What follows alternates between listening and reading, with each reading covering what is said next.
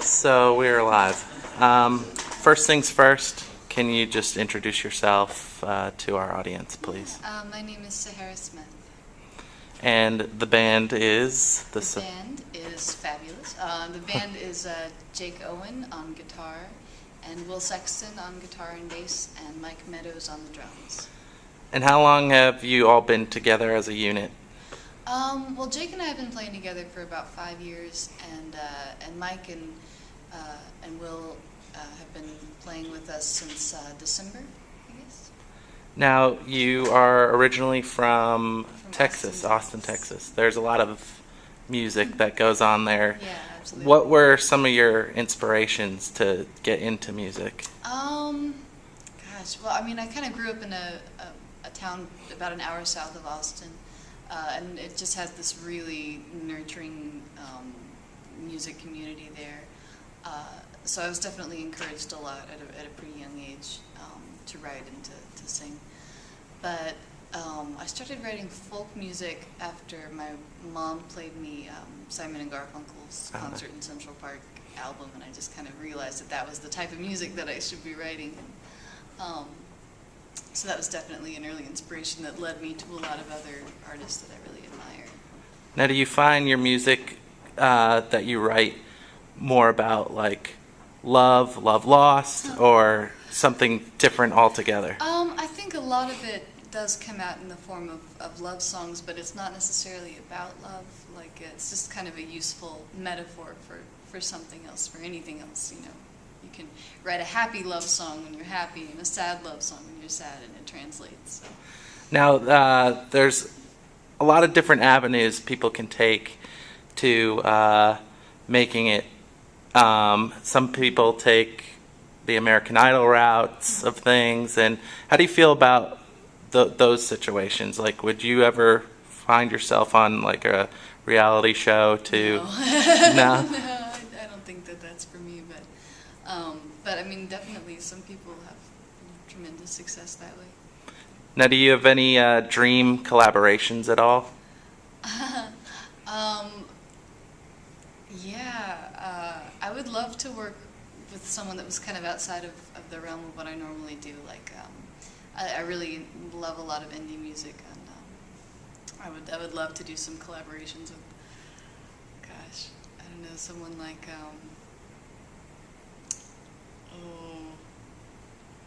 I'm sorry, I'm drawing a blank. Can you ask that question again? Yeah, of course. Okay, sorry. No, that's fine. Let me think of someone to say first. Well, on to something else.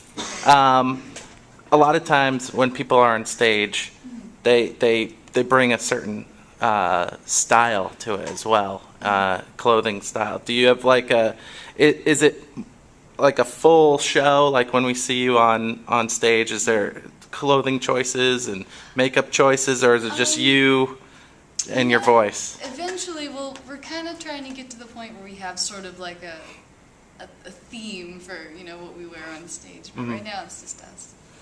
And how many albums do you? Just one. Just one. And are you always working on music, or do you like taking breaks, or is it just kind I'm of? pretty much always writing something. Especially being on the road so much, you know, it's a great way to have something to do in the car. Is just pick up a pen and a piece of paper. Now, is there a song on the radio or a song from the past that like you say to yourself that like, I wrote this song, you know, like it could be like a song that like you would write, kind of thing?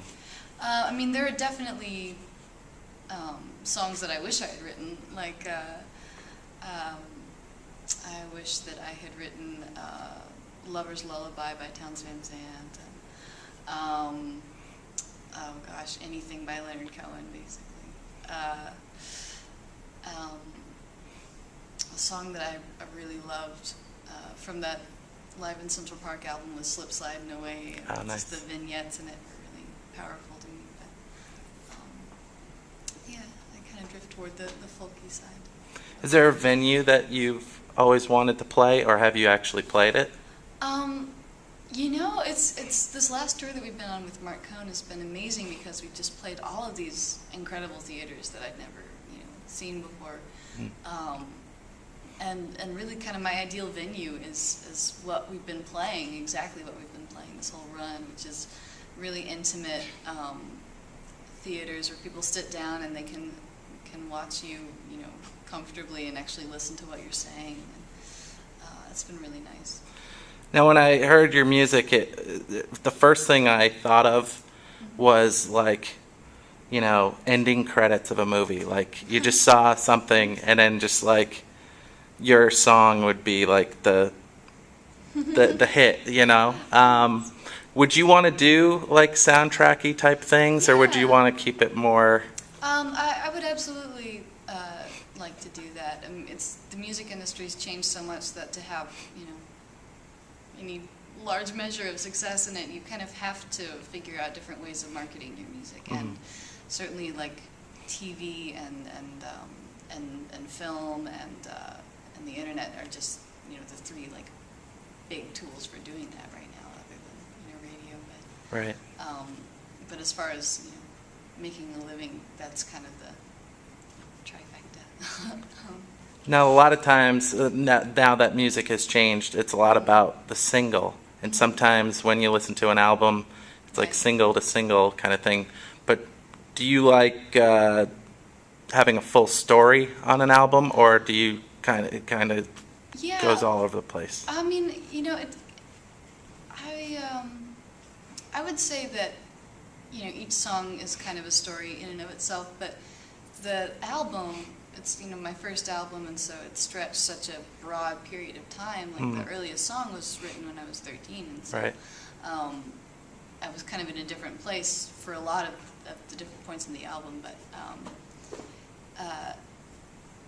I think like I wouldn't single out a song as being, oh, this one represents me. I think they all kind of go together to form a story of who I am. So besides your voice, what other instruments do you play? I try to play guitar. No, I play guitar during performances. I normally play guitar, but that's really about it. I played the clarinet in junior high band, and I try to play the piano, but I don't at all. So. Now, when you're touring around, what's some places that we'll be seeing you in the near future, so we can get our tickets? And we're going to be playing with Mark Cohn tomorrow night in Solana Beach. Nice. And then we're going back home for a couple months. Hopefully, we'll be going out to New York in December, and then we're hitting the road again in January. And we're still kind of lining up the dates there, but you can definitely go to my MySpace page, myspace.com/SaharaSmithMusic, and find out where we'll be. Have you gone overseas for touring? Is there a spot that you'd like to visit first? All of it. All of it? I'm anxious to just see and travel and explore. I went overseas once when I was in high school, and I just really wanted to do it again. And when you're not on stage or singing, what are some things that you like to do? Well, I mean, I just really love writing. I would say, if I'm not, if I'm left up to my own devices for a long enough period of time with a guitar, then I'm writing a song. And I have a lot of really talented friends that are really inspirational, so we'll get together and play music. And, it's just really what I love to do. A lot of people in Hollywood, like actors and actresses, try to get themselves into a music career, whether it's like the, Johnny Depps of the world, or Robert Pattinson or Juliette Lewis and stuff like that. Do you think that's like more of a gimmick, or like because you really have to have a love for the? Yeah, I think it kind of depends on the person. Like there are certainly some actors and actresses that I've seen kind of transition into music careers when it's just kind of like, maybe stick to the acting thing, you know. And it was you know, they put out a CD and people come to see them, but just because of the name. And, Right. But there are some that are, you know, like really talented, and you're just kind of surprised. And it's a nice surprise when that happens. Would you have an acting bug at any point? Oh you think? yeah, absolutely. Yeah, my mom was an actress, and I'm really shy, so it's, you know, I've never really pursued it, but I definitely enjoy it when I get a chance to. And if they were going to do a biopic, like a Walk the Line or something like that, would you want to ever play somebody? Because you have the voice already, so like you can. I think that'd be really fun. Anyone in particular, or just kind of? I can't really think of anyone off the top of my head, but probably not Janis Joplin. I don't think I could carry that.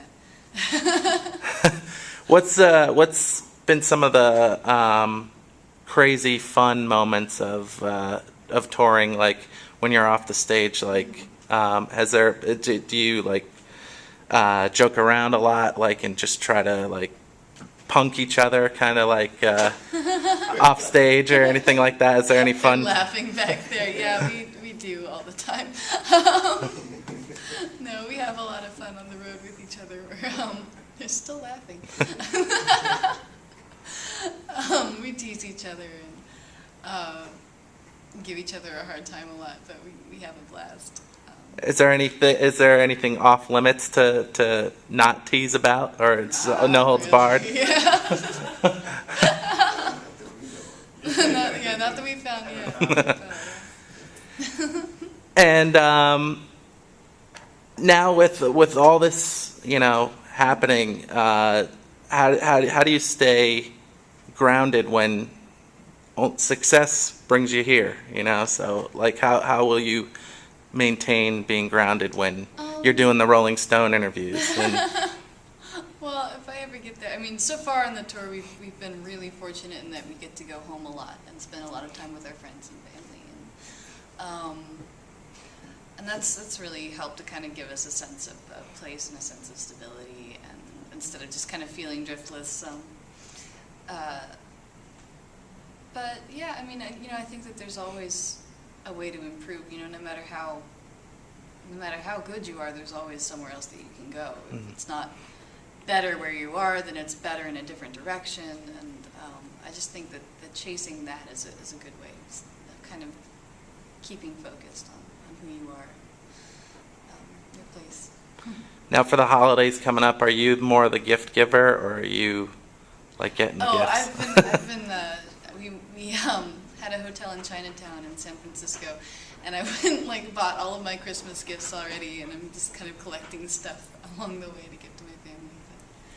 But yeah, I really enjoy giving people presents. And every time I go out on the road, I have little things that I bring back for each person that I know. So.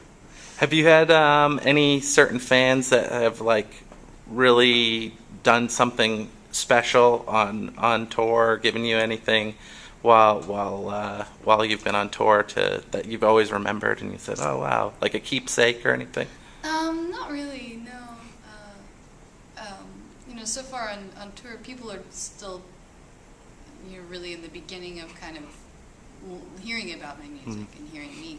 So most of the people that we encounter on the road are people that are hearing us for the first time, which is really exciting. And I'll always remember, you know, those reactions. But yeah, it's been really great to kind of just have people come up to you after a show who've never heard you and congratulate you and buy your CD. It feels really good. And then you were mentioning that one of your songs was 4 years ago that you made it, and a lot of times bands, you know, like 20 years ago they had a song and they're still playing it, kind of thing. Yeah. I always wonder how, like, would you change things around or always play it the way it was meant to be played? You know, I don't know. I think there's something to be said for doing both. You know, for my own sake, I would probably want to change it around, but but you know, people love having songs that are familiar to them and that they can sing along to and know all the words. And I think that that's really important in establishing a connection with people. It's having that thread run through. And when people see you, what should people know beforehand? They're seeing you for the first time, maybe here or hearing about you now. What would you want people to know about you and your band that they might not know? Well, I get asked a lot after shows if, like, you know, who wrote my songs, something, and you know, so I wrote my songs. Right. I guess, you know, knowing that kind of makes it a little bit more intimate. Because they're songs that are unfamiliar anyway, so if they're unfamiliar and they're not mine, then it's just kind of lost. Yeah, I guess that's really all that I would. You do some covers though on. We do one Neil Young cover, and we're doing some Christmas shows when we get back, so we'll be doing some Christmas songs. Do you have one set in stone Christmas song that like is the go-to all the time? I think we're doing "Wish I Had a River" and "Christmas Time Is Here." Awesome. So, yeah. Awesome. Well, thank you so much for taking the time. Yeah, everybody was great. So that's certainly one good thing. No, it was enjoyable to meet all of you, and I really appreciate you guys coming down and Thanks. It was great. To meet you. continued success. Thank you. Because it's only uphill. So.